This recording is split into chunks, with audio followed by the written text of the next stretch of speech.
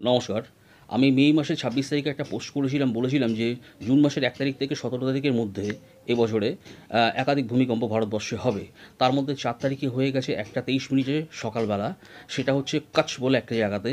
৮ই June হয়েছে ১১টা ৪৭ সকালবেলা রাজস্থানে শিকর বলে একটি জায়গাতে। ৯ জুন হয়েছে ১০টা ৫, সেটা হচ্ছে নর্থ লখিমপুর আসামে হয়েছে। ১০ই জুনই আবার হয়েছে ৩টে ৪০ আন্দামানে হয়েছে। ১০ই জুন আবার হয়েছে অরুণাচল প্রদেশের ইটানগরে।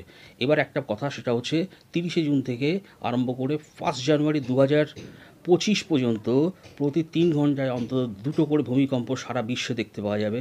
পরবর্তী আমার ভিডিও দেখুন। নমস্কার।